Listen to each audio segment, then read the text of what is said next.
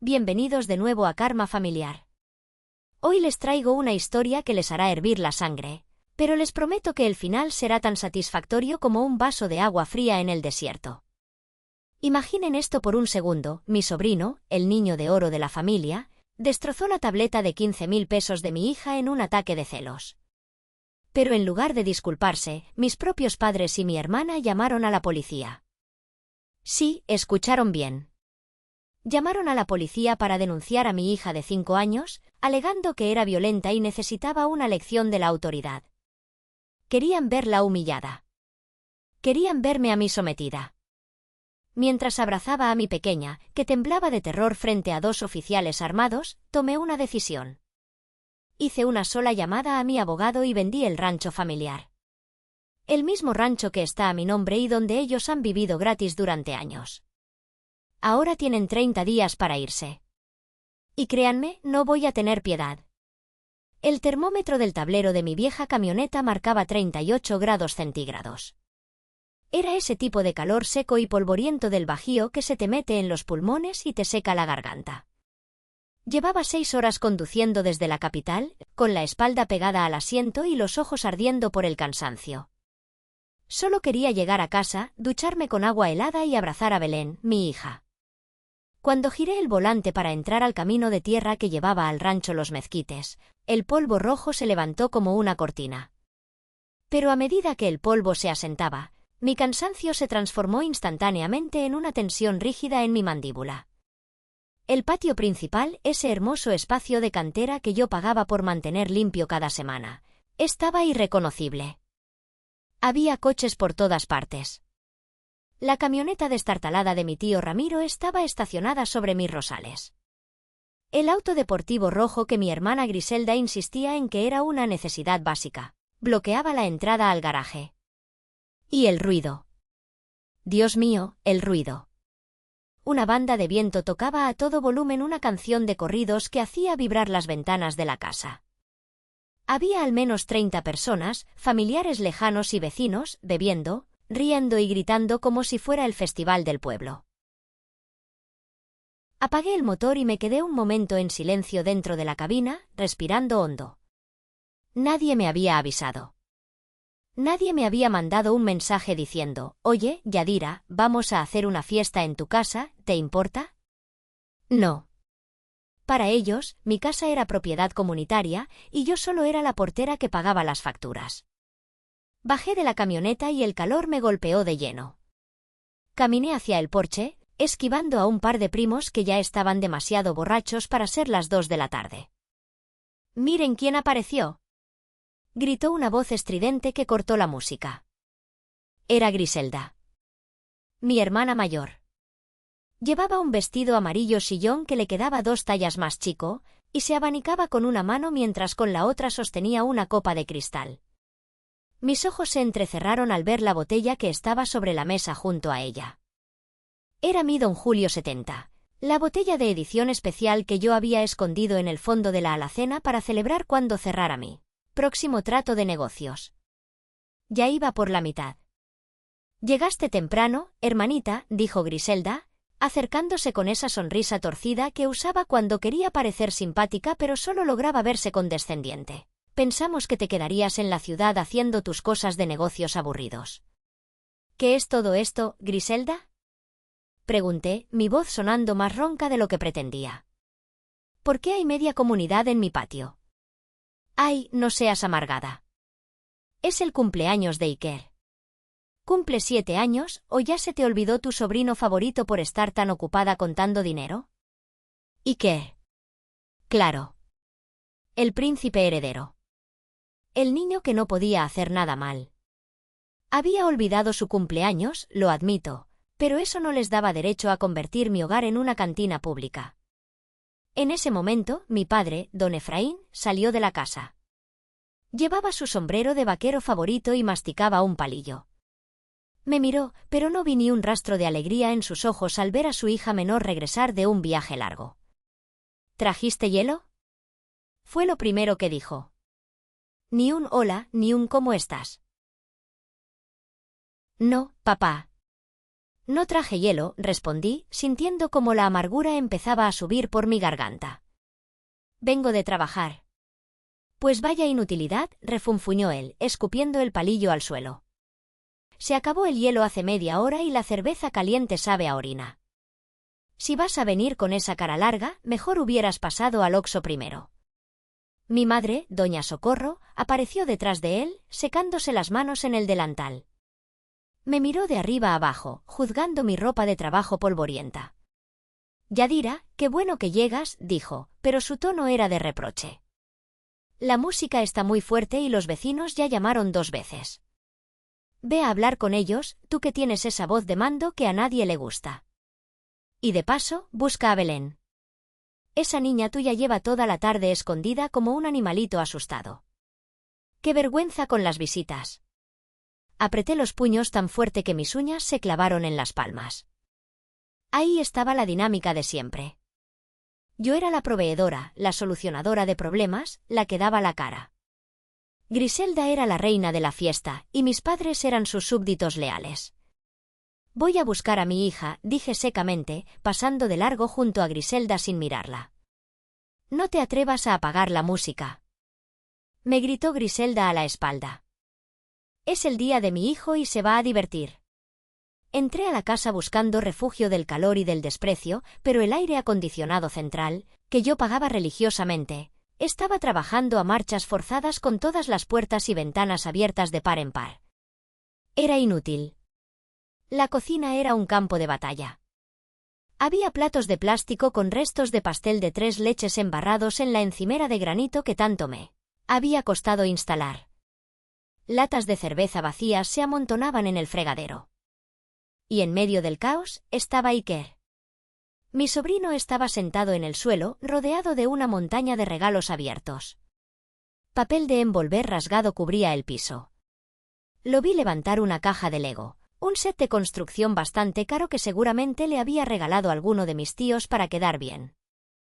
Iker miró la caja, hizo una mueca de disgusto y la lanzó con fuerza contra la pared. «No quiero este», gritó, su cara poniéndose roja. «Yo quería el videojuego.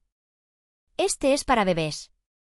La caja golpeó el suelo y se abrió, esparciendo cientos de piezas diminutas por todas partes. Mi madre corrió hacia él, pero no para regañarlo. Se arrodilló con una agilidad que nunca mostraba cuando le pedía ayuda para limpiar. «Ay, mi vida, mi rey, no te enojes», arrulló ella, acariciando el cabello sudoroso de Iker. «Ese tío Ramiro no sabe nada. Mañana mismo le decimos a tu mamá que te compre el videojuego, ¿sí? Pero no te pongas así, que te va a dar algo». Me quedé paralizada en el umbral de la cocina. Una punzada aguda, casi eléctrica, recorrió mi brazo izquierdo, justo en el codo. Instintivamente, mi mano derecha fue a sobar esa vieja cicatriz bajo la tela de mi camisa. De repente, ya no tenía 34 años. Tenía 12. El sol caía a plomo sobre el corral. Yo estaba ayudando a papá a meter las vacas porque el peón se había emborrachado y no había venido. El caballo se asustó por una serpiente y reparó violentamente. Salí volando. Caí mal. Muy mal. Escuché el crujido antes de sentir el dolor. Era un sonido seco, como una rama rompiéndose. Me levanté del suelo gritando, acunando mi brazo izquierdo que colgaba en un ángulo antinatural. El dolor era blanco, cegador, me quitaba el aliento. Corrí hacia la casa, llorando, buscando a papá. Él estaba en el porche, lustrando las botas de vaquero de Griselda.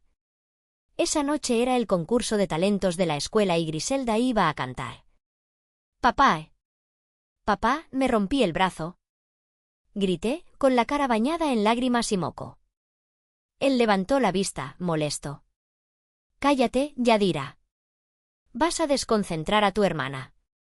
¿No ves que está ensayando? Pero me duele mucho, creo que está roto». Papá se acercó, miró mi brazo deforme y chasqueó la lengua. «No seas exagerada. Seguro es solo una torcedura. Entra y ponte hielo. No tengo tiempo para llevarte al pueblo ahora, tenemos que salir en media hora para el concurso». «Pero papá, sollocé. Dije que en 3. Rugió él. Deja de querer llamar la atención siempre que tu hermana tiene un momento importante. Eres igual de egoísta que tu tía. Me pasé las siguientes 6 horas sentada en el asiento trasero del coche, mordiendo una toalla para no gritar cada vez que el auto pasaba por un bache. Vi a Griselda cantar, vi a mis padres aplaudir con orgullo, vi cómo le compraban helado para celebrar su 3er lugar. Y yo ahí, con el brazo palpitando, sintiendo cómo el hueso rozaba la carne por dentro. Cuando finalmente me llevaron a la clínica de urgencias a la 1 de la mañana, el brazo estaba negro. El médico tuvo que sedarme para recolocar el hueso. Le gritó a mi padre, le dijo que era una negligencia criminal. Mi padre solo se encogió de hombros y dijo, la niña es dura, aguantó bien. La voz chillona de Iker me trajo de vuelta al presente. Quiero pastel. Dame más pastel. Mi madre corrió a servirle otro trozo enorme. La bilis me subió a la boca. A mí me dejaron con un hueso roto durante 6 horas para no arruinar la noche de Griselda. A Iker, si estornuda, le llaman a una ambulancia aérea. La diferencia no era el amor. La diferencia era el valor que ellos nos daban. Yo era el mulo de carga. Griselda y su prole eran los caballos de exhibición. Respiré hondo, tragué mi rabia una vez más, como llevaba haciéndolo toda mi vida, y busqué con la mirada lo único que me importaba. Debajo de la mesa del desayuno, vi 2 pies pequeños con calcetines de dibujos animados. Me agaché. Ahí estaba Belén. Mi pequeña Belén de 5 años. Estaba hecha un ovillo, con las manos tapándose los oídos para bloquear el ruido de la banda y los gritos de Iker. Tenía los ojos rojos de tanto llorar en silencio. «¿Mamá?», susurró ella al verme y su labio inferior tembló. Mi corazón se rompió en 1000 pedazos y se volvió a armar al instante, pero esta vez blindado. «Aquí estoy, mi amor». «Aquí está mamá», dije suavemente, extendiendo los brazos. Ella se lanzó hacia mí, enterrando su cara en mi cuello. Olía a vainilla y a miedo. «Quiero irme, mamá. No me gusta la fiesta». Iker me empujó y la abuela dijo que yo estorbaba. «Lo sé, mi vida». «Lo sé», la cargué en brazos, sintiendo su peso reconfortante. «Vamos a tu cuarto. Mamá te trajo algo especial y nadie nos va a molestar ahí». Me levanté, con mi hija en brazos, y miré a mi madre una última vez. Ella estaba limpiando la boca de Iker con una servilleta, susurrándole palabras dulces. Ni siquiera notó que yo me iba. «Disfruten su fiesta», murmuré para mí misma. «Disfrútenla bien, porque les va a salir muy cara». Llevé a Belén a nuestra habitación, la principal, al fondo del pasillo. Era el único lugar de la casa que yo mantenía bajo llave, mi santuario. Cerré la puerta y pasé el cerrojo con fuerza. El ruido de la fiesta se amortiguó, convirtiéndose en un zumbido lejano. «Mira lo que tengo aquí», dije, sacando de mi bolso una caja de galletas de almendra que sabía que eran sus favoritas y su tableta electrónica. Los ojos de Belén se iluminaron. Esa tableta no era un juguete cualquiera. Era una herramienta profesional de dibujo, me había costado 15.000 pesos hace 3 meses. Belén tenía un talento natural para el arte, podía pasar horas dibujando paisajes, flores y caballos con un detalle impresionante para su edad. «¿Puedo dibujar, mami?», preguntó, con la voz ya más tranquila. «Claro que sí, mi cielo. Siéntate aquí en la alfombra. Yo me voy a dar un baño rápido para quitarme este polvo, ¿sí? Estoy aquí mismo». Ella asintió y se sentó, encendiendo la pantalla. En segundos, estaba inmersa en su mundo de colores, lejos de la toxicidad que reinaba al otro lado de la puerta. Entré al baño, abrí la regadera y dejé que el agua fría golpeara mi cara. Traté de lavar la frustración, el recuerdo del brazo roto, la imagen de mi don Julio siendo desperdiciado. «Solo aguanta un poco más, Yadira», me dije. «El mercado inmobiliario está subiendo. Pronto podrás comprar algo solo para las 2 en la ciudad y dejarles este lugar para que se maten entre ellos». No sabía que el destino tenía un cronograma mucho más acelerado. Apenas había cerrado la llave del agua cuando escuché el golpe. Pom, pom, pom.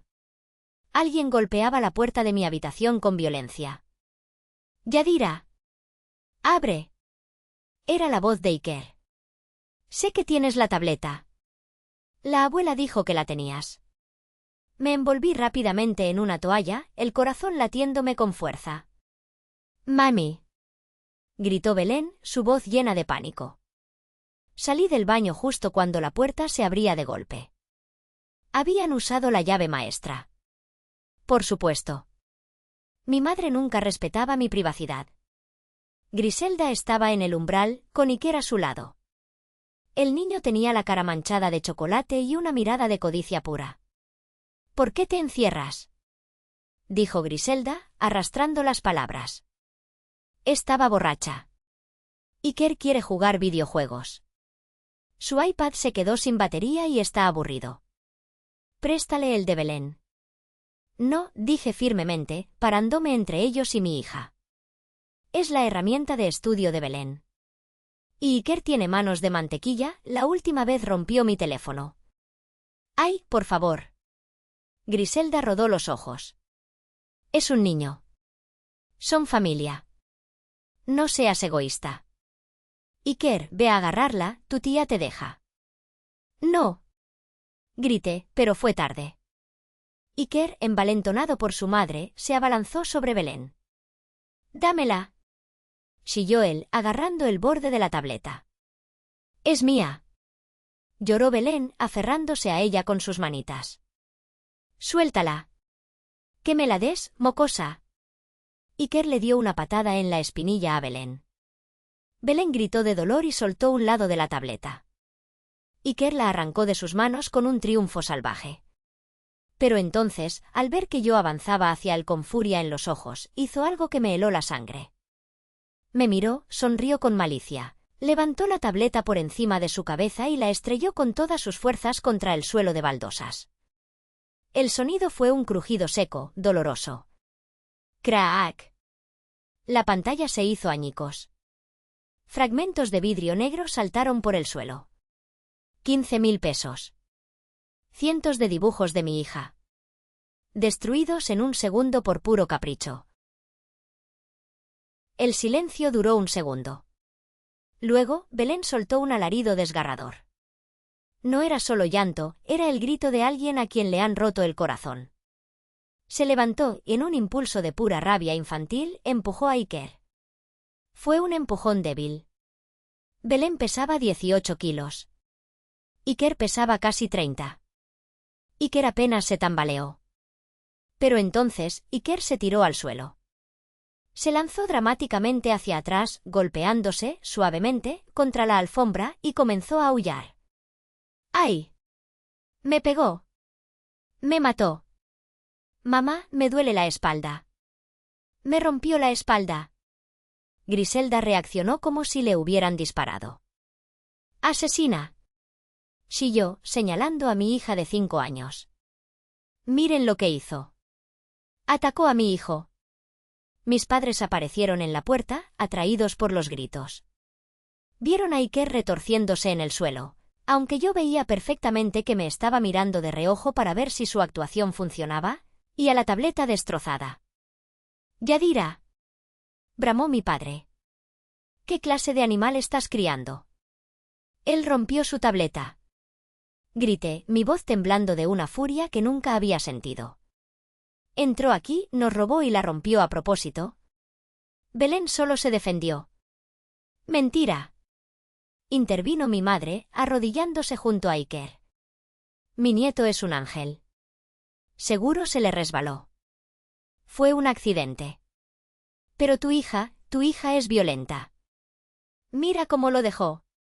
Pobrecito, no se puede mover. Es un aparato, Yadira, escupió Griselda, con veneno en la voz. El dinero va y viene. Pero la salud de mi hijo, esto es inaceptable. Esa niña es un peligro.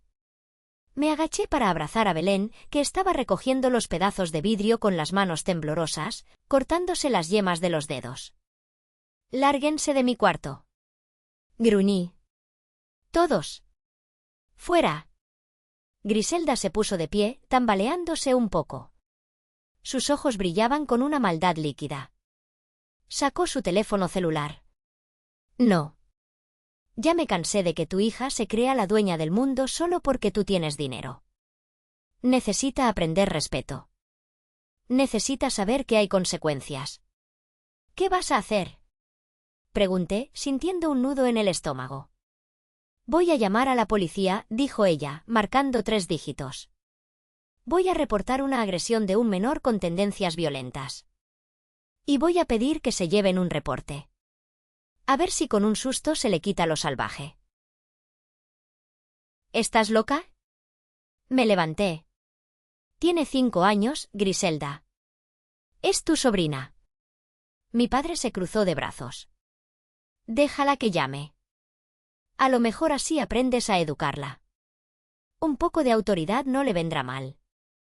El operador contestó. Griselda puso el altavoz para que todos oyéramos su actuación estelar. ¿Bueno? ¿911? Sí, necesito una patrulla en el rancho Los Mezquites. Sí, urgente. Hay una situación de violencia doméstica. Una menor está fuera de control, agredió a otro niño. Sí, hay sangre, la de los dedos de Belén, pero ella lo hizo sonar como si fuera de Iker. Por favor, vengan rápido. Tenemos miedo. Colgó y me sonrió. Ya vienen. Prepárate, hermanita. En ese momento, algo dentro de mí se rompió. No fue como la tableta, con un estruendo. Fue silencioso. Fue el último hilo de lealtad, de esperanza, de amor filial que me quedaba. Se rompió y desapareció. Miré a mi padre, impasible. Miré a mi madre, consolando al mentiroso de Iker. Miré a mi hermana, regodeándose en su maldad. Está bien, dije, con una voz tan fría que hasta Iker dejó de fingir llorar por un segundo. Que vengan. Lo que ellos no sabían era que esa llamada a la policía no iba a ser el final de mi hija. Iba a ser el principio del fin de ellos. 15 minutos. Eso fue lo que tardó la patrulla en llegar. 15 minutos en los que mi hermana Griselda no dejó de acariciar la espalda de Iker, diciéndole que fuera valiente, mientras él se comía tranquilamente una rebanada de pastel con la mano que supuestamente le dolía tanto. 15 minutos en los que mi padre, don Efraín, se paseó por la sala con el pecho inflado, como un general a punto de ganar una batalla, sermoneando al aire sobre la falta de disciplina de las generaciones actuales. Yo permanecí en mi habitación, sentada en el borde de la cama, meciendo a Belén. Le había vendado los deditos cortados con curitas de dibujos animados. Ella no hablaba. Solo temblaba. Su cuerpo pequeño vibraba contra el mío como un pajarito herido. No tengas miedo, mi amor, le susurraba al oído. Mamá está aquí. Nadie te va a llevar. Entonces, escuchamos las sirenas. No fue un sonido lejano. Fue un aullido penetrante que cortó el aire caliente de la tarde y silenció la música de banda que aún sonaba afuera. Las luces rojas y azules empezaron a bailar contra las paredes de mi habitación, colándose por las persianas cerradas, creando un efecto estroboscópico de pesadilla.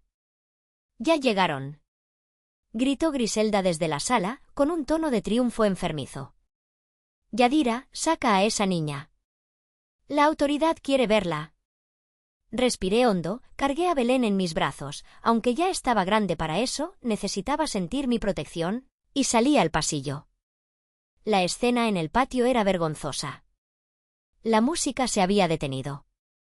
Los vecinos, esos mismos vecinos que yo había ayudado tantas veces prestándoles maquinaria o dinero, estaban asomados por encima de la cerca, estirando el cuello para ver el espectáculo. Los invitados de la fiesta murmuraban entre ellos, señalando hacia la casa. 2 oficiales de la policía municipal entraron al porche. Uno era un hombre mayor, con cara de aburrimiento. La otra era una mujer joven, la oficial Nayeli, con el cabello recogido en una coleta tensa y ojos observadores. Griselda se lanzó hacia ellos como una actriz de telenovela barata. «Oficiales.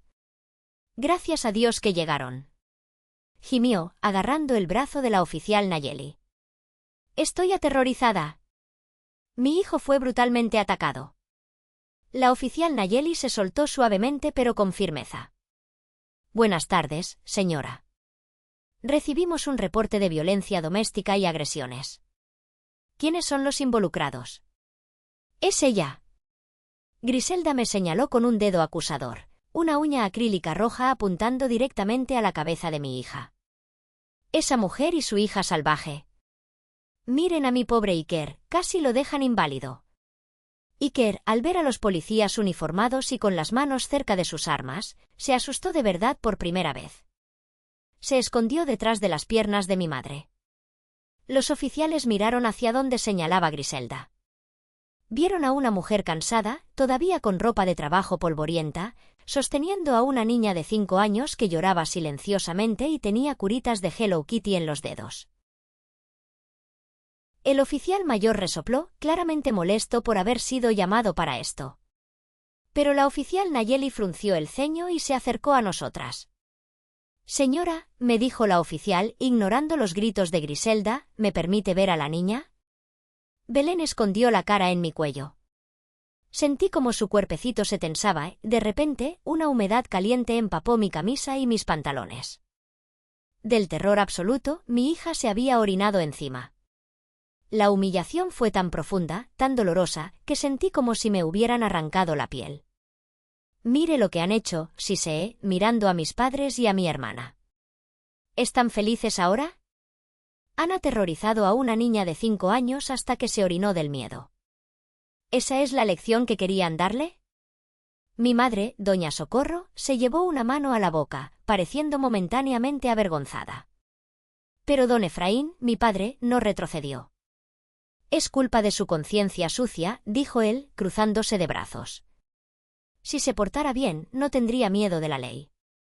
Oficial, queremos levantar un reporte. Queremos que quede constancia de que esa niña es un peligro para mi nieto. La oficial Nayeli miró a mi padre con una incredulidad que apenas podía ocultar. Luego miró a Iker, que estaba perfectamente de pie, observando todo con curiosidad morbosa.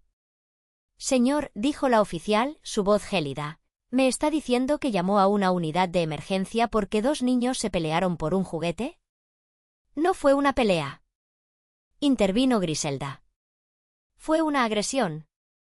Quiero que se lleven a la niña. O por lo menos que le den un susto para que respete. La oficial Nayeli se giró lentamente hacia Griselda. Puso una mano en su cinturón, no amenazante, pero sí con autoridad. Señora, la policía no está para asustar niños. Estamos para emergencias reales. Hacer un uso indebido de los servicios de emergencia es un delito. ¿El niño requiere asistencia médica? ¿Hay fracturas expuestas? ¿Sangrado profuso? Bueno, no. Pero le duele el alma, balbuceó Griselda, perdiendo un poco de su bravuconería. El alma, repitió la oficial, sarcástica. Luego, se volvió hacia mí. Su expresión se suavizó. Se acercó lo suficiente para que solo yo pudiera escucharla. Señora, lamento esto. Claramente no hay delito aquí, excepto quizás la estupidez de sus familiares. Pero tengo que llenar el reporte porque hubo una llamada grabada. ¿Usted es la madre? Sí, respondí, mi voz sonando muerta, vacía. Mire, continuó ella en voz baja, no voy a arrestar a nadie, obviamente. Pero le voy a dar un consejo, no como policía, sino como mujer. Saque a su hija de aquí. Este ambiente, esto es veneno. Si vuelven a llamarnos por una tontería así, voy a tener que reportar a los adultos por negligencia y desperdicio de recursos. Y tal vez llame a servicios infantiles para que evalúen la salud mental de esa madre. Señaló discretamente a Griselda. Asentí. No podía hablar. Tenía un nudo en la garganta del tamaño de una piedra. La oficial se enderezó y habló en voz alta para que todos oyeran. Muy bien. No hay evidencia de delito. Fue una disputa doméstica menor. Les sugiero que lo resuelvan como adultos civilizados. Si volvemos a venir y no hay sangre o fuego, me llevaré a quien haya hecho la llamada por obstrucción de la justicia. ¿Entendido? Griselda palideció bajo su maquillaje excesivo. Mi padre refunfuñó algo inaudible y se dio la vuelta, yendo hacia su hielera vacía. Los oficiales se fueron. Las luces rojas y azules dejaron de bailar en las paredes. El silencio volvió, pero era un silencio pesado, cargado de electricidad estática. La fiesta se acabó rápido después de eso. Los invitados, incómodos por el drama policial, se excusaron y se fueron, llevándose sus sobras de comida envueltas en servilletas. Nadie se despidió de mí. Me miraban como si yo fuera la loca que había provocado todo. Entré a la casa con Belén, la bañé con agua tibia, le puse su pijama favorita de unicornios y la metí en la cama. Le di unas gotitas de esencia de lavanda para calmarla. Se quedó dormida agarrando mi dedo meñique y pando suavemente en sueños. Me quedé sentada en la oscuridad de la habitación, escuchando los sonidos de la casa. Afuera, en la sala, escuchaba las risas de nuevo. Sí, risas. ¿Viste la cara de Yadira cuando llegó la patrulla? Era la voz de Griselda. Se puso blanca como un papel. Creo que por fin entendió quién manda aquí. «Hiciste bien, hija», respondió mi padre, don Efraín. A veces hay que ser duros. Esa Yadira se cree mucho porque paga la luz y el agua. Piensa que eso le da derecho a mirarnos por encima del hombro. Hoy aprendió que la familia se respeta. Pobre Iker, añadió mi madre. Mañana le compramos el videojuego ese para que se le pase el susto. Saca dinero de la cartera de Yadira, seguro dejó el bolso en la cocina. Tómalo como compensación por daños. Cerré los ojos. Una lágrima solitaria rodó por mi mejilla, pero fue la última. Escuchar a mi propia madre autorizar a mi hermana a robarme dinero de mi bolso fue el cierre definitivo del ataúd donde acababa de enterrar mi amor por ellos. No sentí ira. La ira es caliente, explosiva. Lo que sentí fue frío. Un frío absoluto, calculador y clínico. Me levanté, fui hacia mi armario y saqué una pequeña caja fuerte ignífuga que tenía escondida debajo de unas mantas viejas. Marqué la combinación 0509, la fecha de nacimiento de Belén. La puerta se abrió con un clic metálico. Adentro estaban mis pasaportes, algo de efectivo de emergencia y, lo más importante, una carpeta de cuero azul. Las escrituras del rancho Los Mezquites. La saqué y pasé la mano por la portada. Hace 5 años, mis padres estaban a punto de perderlo todo por las deudas de juego de mi padre y los negocios fallidos de Griselda. El banco iba a embargar hasta las cucharas. Yo intervine. Usé todos mis ahorros, vendí mi apartamento en la ciudad, pedí préstamos y pagué la deuda de 4 millones de pesos. Puse la propiedad a mi nombre para protegerla, pero les dejé vivir aquí, creyendo ingenuamente que estarían agradecidos, que por fin me verían como la salvadora, como la hija valiosa. ¡Qué estúpida fui! Para ellos, no fue un acto de amor. Fue una obligación. Y como la propiedad seguía siendo el rancho de papá en sus mentes, yo solo era un banco con piernas. Miré el reloj. Eran las 8:30 de la noche. Sabía que el licenciado Fausto, el abogado que llevaba mis asuntos y viejo amigo de la familia, aunque él despreciaba en secreto a mi padre, solía trabajar hasta tarde. Salí al balcón de mi habitación para que no me oyeran. El aire de la noche traía el olor a tierra mojada y estiércol. Saqué mi teléfono. Mis manos no temblaban. ¿Bueno? La voz ronca de Fausto contestó al tercer tono. ¿Yadira? ¿Pasa algo? Es tarde. Licenciado, perdón por la hora, dije, mi voz firme como el acero. Necesito hacerle una pregunta rápida. Dime, hija. Esa oferta del grupo inmobiliario Velázquez, la que querían comprar el terreno para ampliar el campo de golf del resort vecino. ¿Sigue en pie? Hubo un silencio al otro lado de la línea. Escuché el sonido de papeles moviéndose. Sí, hablé con su representante la semana pasada. Siguen muy interesados. De hecho, subieron la oferta a 12 millones de pesos porque les urge empezar antes de la temporada de lluvias. Pero Yadira, siempre dijiste que no. Dijiste que era el patrimonio de tus padres, que no podías hacerles eso. Miré a través del vidrio de la ventana hacia la sala iluminada. Vi a Griselda bailando con una cerveza en la mano. Vi a mi padre contando billetes que seguramente había sacado de mi cartera. Cambié de opinión, Fausto. ¿Estás segura?, preguntó él, sorprendido. Una vez que firmes, no hay vuelta atrás. Esa gente no juega. Van a meter máquinas excavadoras. Estoy segura. Pero tengo una condición no negociable. ¿Cuál? Quiero firmar mañana mismo. Y quiero una cláusula de posesión inmediata. Quiero que en el momento en que se firme la escritura y se haga la transferencia, la propiedad pase a ser de ellos legalmente y ellos se encarguen del desalojo. No quiero lidiar yo con los ocupantes. Fausto soltó un silbido bajo. Eso es brutal, Yadira. Posesión inmediata significa que les darán un aviso de 30 días máximo, y si no se van, usarán la fuerza pública o seguridad privada. ¿Estás dispuesta a hacerle eso a tu familia? Recordé a Belén orinada del miedo. Recordé la sonrisa de Griselda mientras llamaba al 911. Ellos llamaron a la policía para mi hija hoy, Fausto.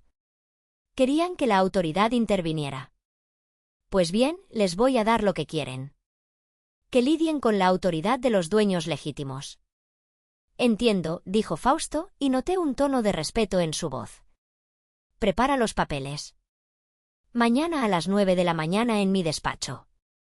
Yo llamo a los del Grupo Velázquez. Lleva las llaves. Gracias, Fausto. Colgué. Miré la pantalla negra de mi teléfono por un segundo. Luego, volví a entrar a la habitación. Empecé a empacar. No mucha ropa, solo lo esencial. Documentos, joyas, la ropa de Belén, mi laptop. Todo cupo en 2 maletas grandes. A la mañana siguiente, antes de que el sol saliera y antes de que los borrachos de la sala despertaran de su resaca, cargué a Belén dormida en la camioneta. Dejé una nota en la mesa de la cocina, junto a la cafetera vacía. No era una carta de despedida. Era solo una nota de servicio: me voy a la ciudad por unos negocios urgentes.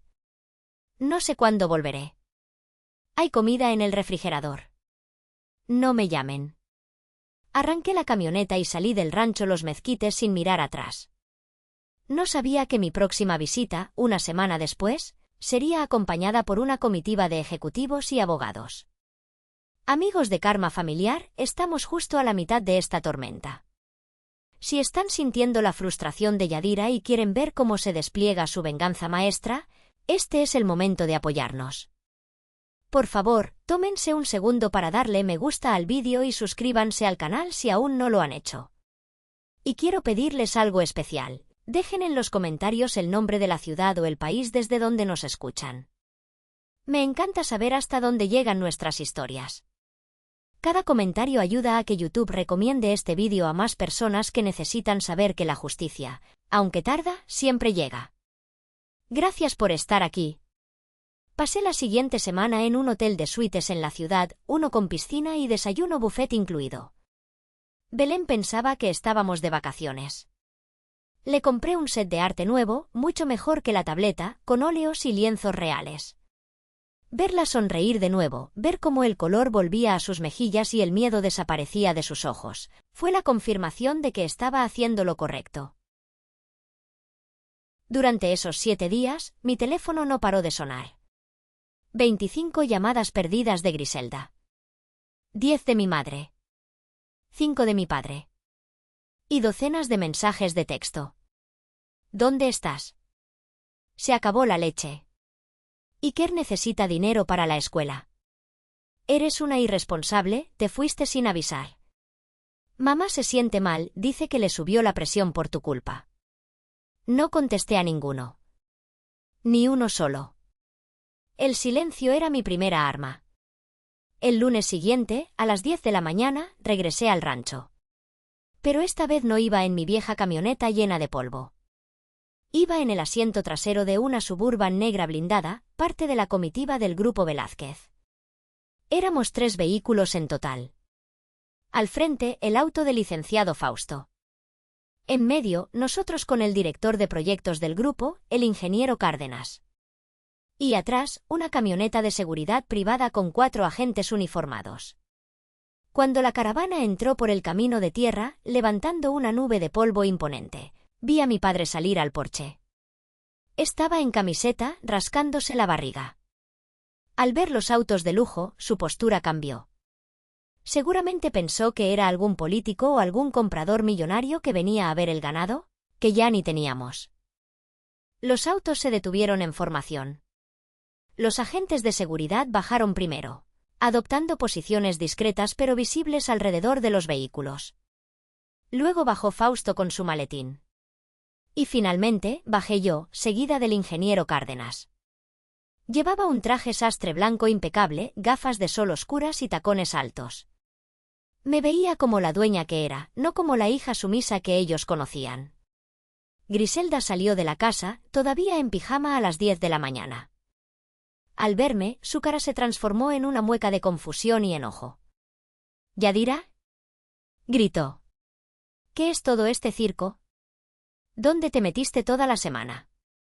Iker ha estado preguntando por ti, mentira, Iker preguntaba por mi dinero. No le respondí. Caminé hasta el centro del patio y me quité las gafas de sol. Buenos días, dije, con una voz proyectada y clara. Mi padre se acercó, intentando intimidar a los hombres de traje. ¿Quiénes son estos, Yadira? ¿Por qué traes gente extraña a mi rancho sin permiso?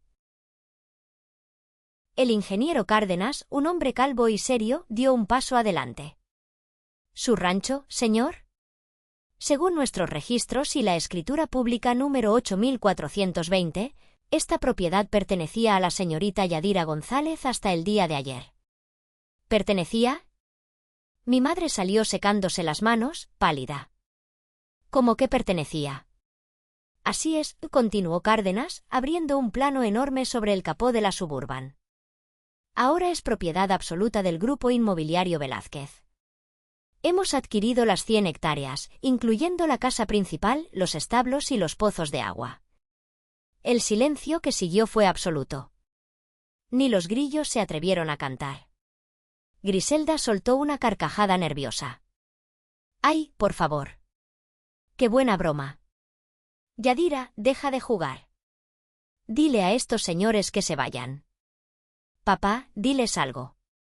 Yadira, gruñó mi padre, con la cara poniéndose roja de ira, ¿de qué demonios están hablando? ¿Qué hiciste? Lo vendí, papá, dije. Simple. Directo. Sin emoción. Vendí el rancho. Tú no puedes venderlo, gritó él. Es mi casa. Es la herencia de mis abuelos. Era la herencia de tus abuelos, corrigió Fausto, interviniendo con su voz de abogado calmada. Hasta que tú la perdiste en las apuestas, Efraín. ¿Recuerdas? Hace 5 años. El banco iba a rematarla. Yadira la compró. Yadira pagó la deuda. Legalmente, Yadira ha sido la única dueña durante un lustro. Ustedes han sido huéspedes. Pero somos tu familia. Aulló mi madre, llevándose las manos al pecho. ¿No puedes vendernos la casa encima? ¿A dónde vamos a ir? No lo sé, respondí, mirándome las uñas. Tal vez a casa de tía Lupe, si es que ella los aguanta. O tal vez Griselda pueda usar sus talentos para conseguirles un lugar. Griselda se lanzó hacia mí. ¡Maldita perra!, gritó, levantando la mano para cachetearme. Pero no llegó ni a medio metro. Uno de los agentes de seguridad se interpuso, bloqueando su camino con una pared de músculo. Señora, le sugiero que mantenga la distancia, dijo el agente con voz grave. Cualquier agresión física será respondida y reportada. Y esta vez, la policía sí tendrá un motivo real para venir. Griselda retrocedió, jadeando, mirando con miedo al guardia. ¿Por qué?, preguntó mi padre, su voz quebrándose, pasando de la ira a la incredulidad. ¿Por qué nos haces esto, hija? Di un paso adelante, encarando a los tres. ¿Por qué? ¿Me preguntas por qué? Me reí, una risa seca y sin humor. Porque la semana pasada, en este mismo patio, ustedes llamaron a la policía para denunciar a mi hija de 5 años. Porque vieron a Belén orinarse de miedo y se rieron. Porque le dijeron al oficial que mi hija era una delincuente. Era para darle una lección. Sollozó mi madre. Pues felicidades, mamá.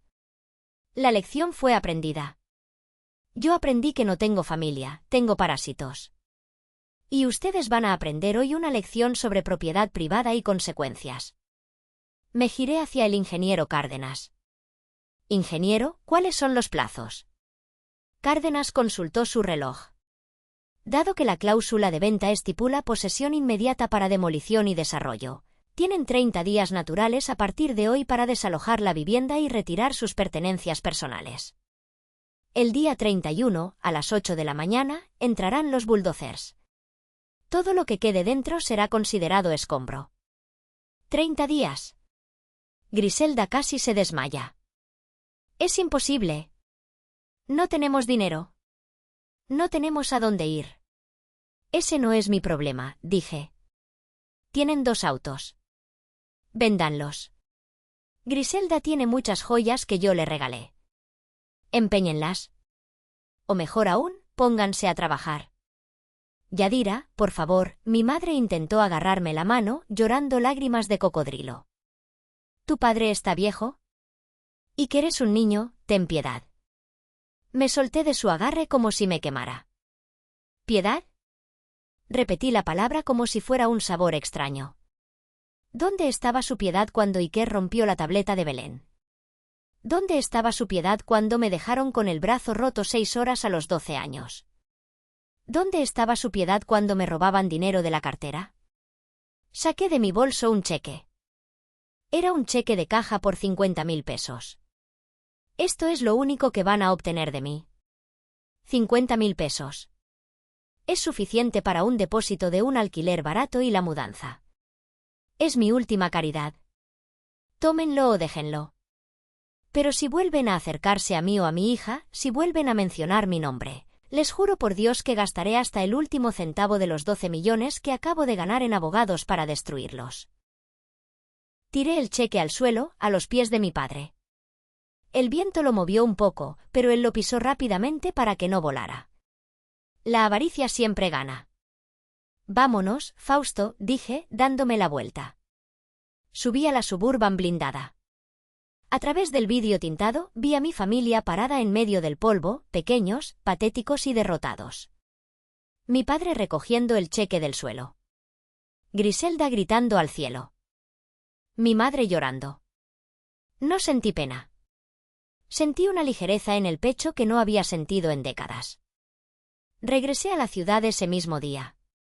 Bloqueé los números de mis padres y de Griselda, pero no bloqueé a mis tías ni a mis primos. Quería saber. Quería medir la temperatura del agua mientras los tiburones se comían entre ellos. Y no tuve que esperar mucho. A las 48 horas de haber soltado la bomba nuclear de la venta del rancho, mi teléfono empezó a vibrar con notificaciones de Facebook. Griselda había iniciado su campaña. Era predecible. Publicó una foto de ella llorando, con filtro, por supuesto, y un texto largo y mal escrito que decía: mi propia hermana nos ha traicionado. Ha vendido la casa de nuestros ancestros por avaricia, dejándonos a mí, a mi hijo y a nuestros padres ancianos en la calle. Dios ve todo, Yadira. El dinero no compra la felicidad. Los comentarios empezaron a llegar. Tía Lupe, la más chismosa del pueblo, escribió: «¡Qué barbaridad! No puedo creer que Yadira sea tan desalmada. Criar cuervos para que te saquen los ojos». El primo Beto comentó: «Si necesitan ayuda para cargar cosas, avisen». «Qué poca madre tiene esa mujer». Leí cada comentario. Sentí una punzada de dolor, sí, pero era un dolor viejo, un dolor calloso. Durante años me había importado lo que pensaran. Ahora, con 12 millones de pesos en camino y mi hija a salvo, me importaba un comino la opinión de gente que nunca me llamó para mi cumpleaños. Pero tampoco iba a dejar que mancharan mi nombre tan fácilmente. Esa noche, me serví una copa de vino tinto, me senté en el balcón del hotel y abrí mi laptop. Redacté mi propia publicación. No usé filtros. No usé emojis de llanto. Solo usé hechos. Subí 3 fotos. La primera era el reporte policial de la semana anterior. Subrayé en rojo la sección donde decía, motivo de la llamada, denuncia contra menor de 5 años por agresión. Denunciante, Griselda González. La segunda foto era el documento bancario de hace 5 años, mostrando la transferencia de 4 millones de pesos para pagar la deuda de juego de mi padre, con mi firma como pagadora única. La tercera foto era una captura de pantalla de los mensajes de Griselda diciéndome, ojalá tu hija se muera. Estorbo. Mi texto fue simple, a la familia y amigos que están tan preocupados, antes de juzgar, sepan esto. Vendí mi casa porque esta familia llamó a la policía para intentar arrestar a mi hija de 5 años por romper una tableta accidentalmente. Vendí mi casa porque llevo 5 años manteniéndolos a todos mientras ellos me roban y me insultan. Si alguien siente tanta pena por Griselda y mis padres, por favor, siéntanse libres de abrirles las puertas de sus propias casas y mantenerlos. Yo ya terminé. Que Dios los bendiga. Di clic en publicar. El efecto fue inmediato. El silencio en el muro de Griselda fue ensordecedor. Tía Lupe borró su comentario. El primo Beto me mandó un mensaje privado disculpándose, diciendo que no sabía la historia completa. Griselda intentó contraatacar, diciendo que los documentos eran falsos, pero el daño estaba hecho. En un pueblo chico, los papeles oficiales matan al chisme. Nadie se ofreció a recibirlos. Nadie quería cargar con 3 adultos inútiles y un niño malcriado. Los 30 días pasaron volando para mí, pero debieron ser eternos para ellos. El licenciado Fausto me mantenía informada. Día 10, me dijo por teléfono, vendieron la camioneta de tu papá. Les dieron una miseria porque el motor estaba quemado. Día 20, Griselda empeñó las joyas.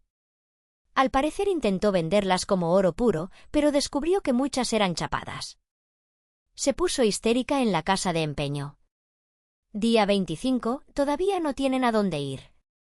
Están empacando cosas en bolsas de basura negras. Los vecinos dicen que se escuchan gritos todo el día. Se culpan unos a otros. Sonreí. La implosión había comenzado. Cuando quitas al chivo expiatorio, los narcisistas se comen entre ellos. Griselda culpaba a mamá por mimar a Iker. Papá culpaba a Griselda por llamar a la policía. Mamá lloraba y culpaba al destino.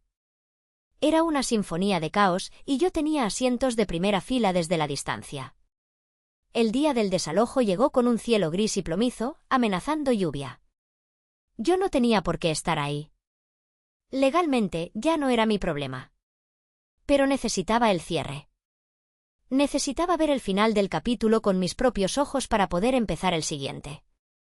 Aparqué mi coche alquilado a unos 200 metros de la entrada del rancho, oculta bajo la sombra de unos árboles de mezquite. Bajé la ventanilla lo suficiente para escuchar, pero me mantuve oculta tras mis gafas oscuras. A las 8 en punto de la mañana, la tierra tembló. No fue un terremoto. Fueron las máquinas. 2 bulldozers amarillos gigantescos y una retroexcavadora llegaron por el camino principal, escoltados por camionetas de seguridad del Grupo Velázquez. El ruido de los motores diésel era un rugido gutural que anunciaba el fin de una era. En el patio, la escena era patética. Había un camión de mudanzas pequeño, de esos baratos que se alquilan por hora. Estaba lleno hasta el tope, con sillas atadas precariamente con cuerdas en la parte trasera y colchones manchados expuestos al aire. Vi a mi padre, don Efraín. Ya no llevaba su sombrero de vaquero con orgullo. Estaba encorvado, arrastrando una caja de herramientas oxidada. Parecía haber envejecido 10 años en un mes. Vi a mi madre, doña Socorro, sentada en una silla de plástico en el jardín, aferrada a una imagen de la Virgen de Guadalupe, llorando sin consuelo. Y vi a Griselda.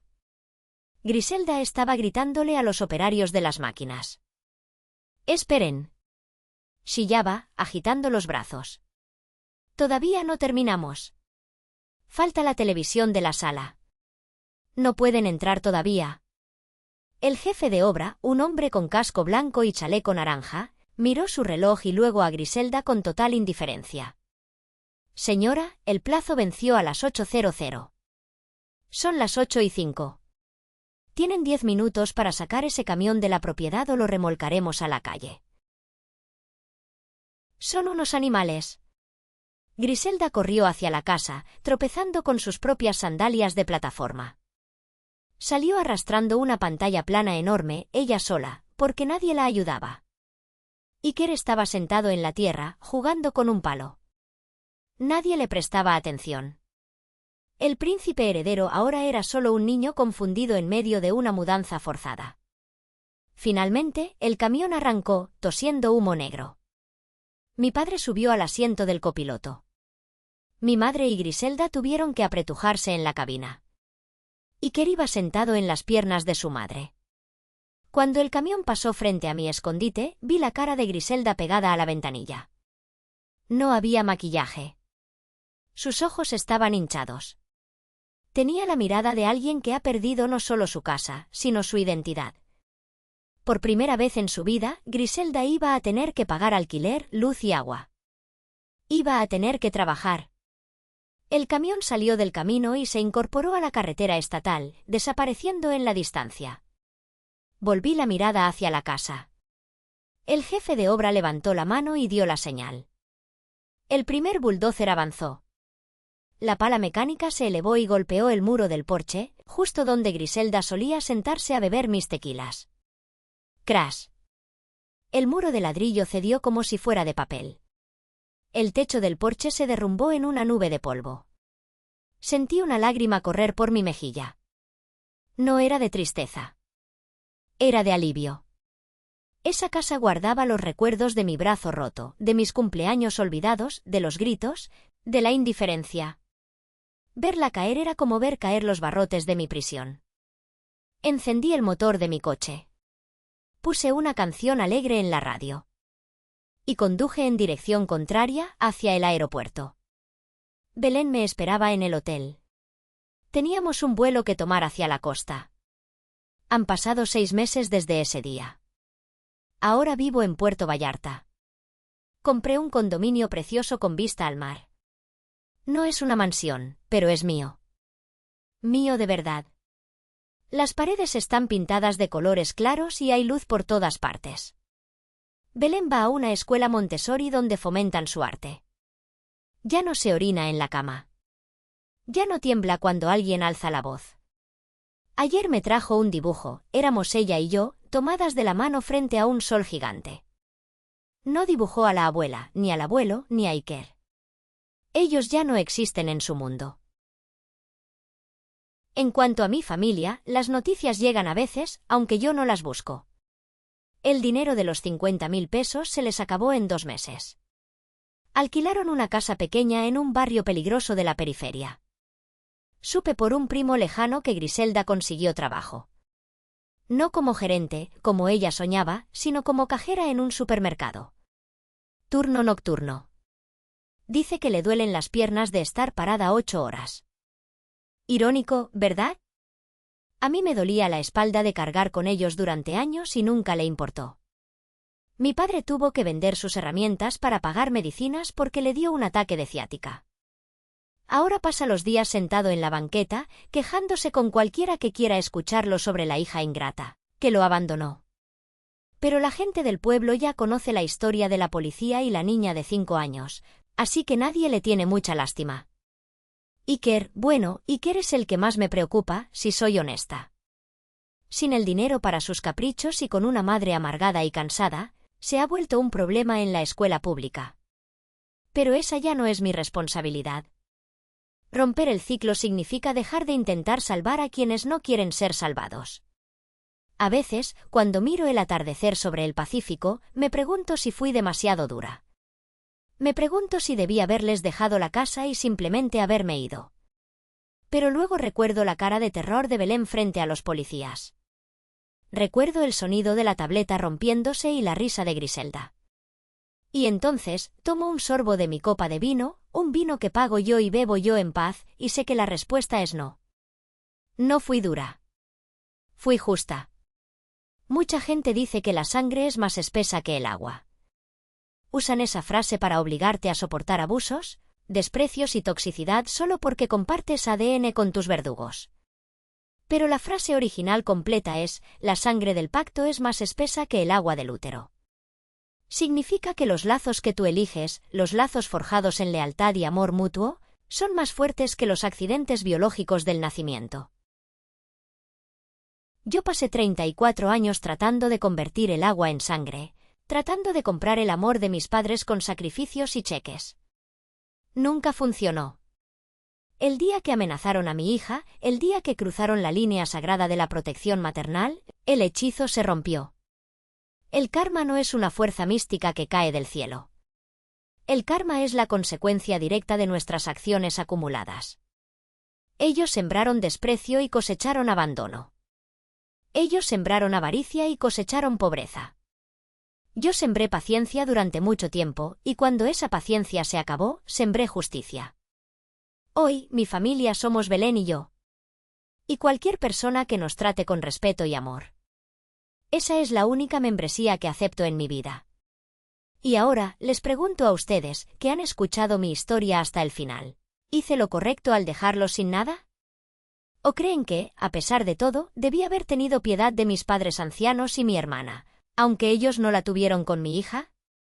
Si estuvieran en mis zapatos, con el poder de un contrato millonario en la mano y el recuerdo de su hija llorando frente a la policía, ¿habrían firmado ese papel? Déjenme sus respuestas en los comentarios. Los leeré todos.